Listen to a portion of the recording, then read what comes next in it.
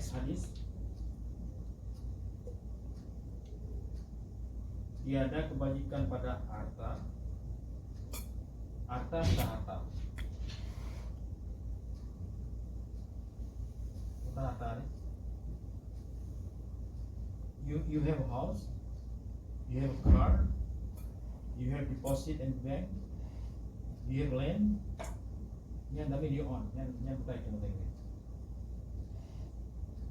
You own your house, you have a house, you have a car, you have land, you have money in the bank, in the pocket. Like independent.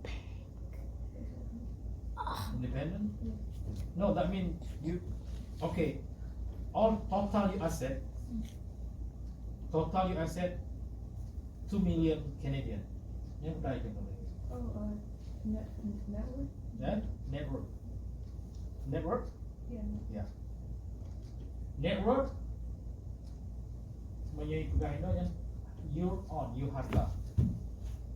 Your net worth 2 million. Si Raji 1 million yang harta itu. Harta tanya. Whatever you own, that means your harta. You own, that means your net worth, your harta tanya. Boom, Raji. Boom, Arif. Whatever you own, you have a house. Approximate your house 1.2 million. Let's see, 1.2 million. And then you have one car, two car. The total 50. And then you have land at home.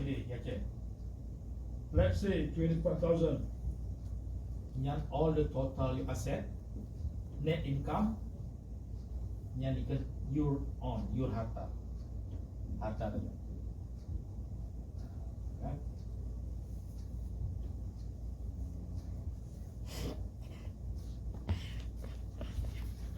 Jadi, whatever you own, you have a house, you have a car, you have land. Yang tunggu, every year we need to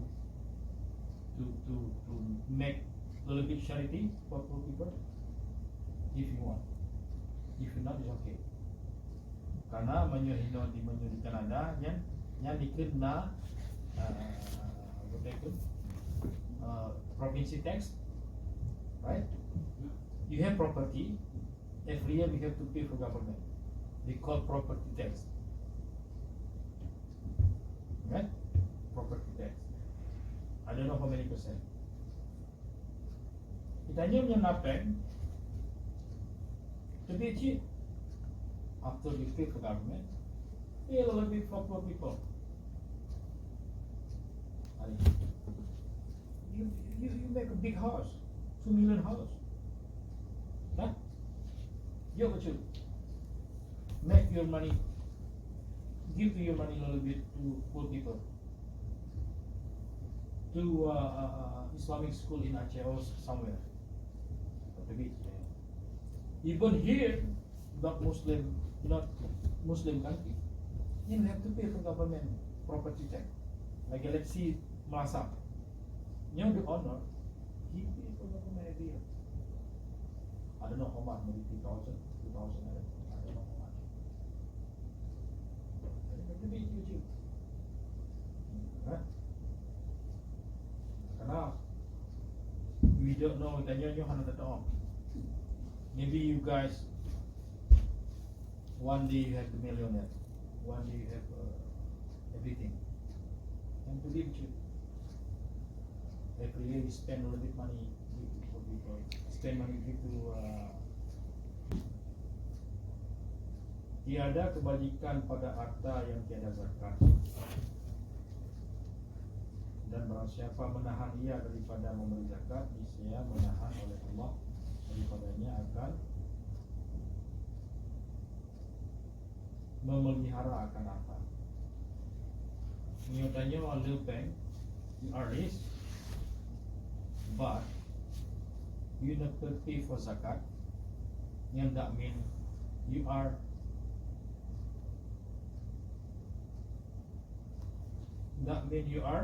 not pay for Allah. Yang nak kerja Allah for Allah, for God. Ya Allah yang tak pernah dapat yang Allah galak ni.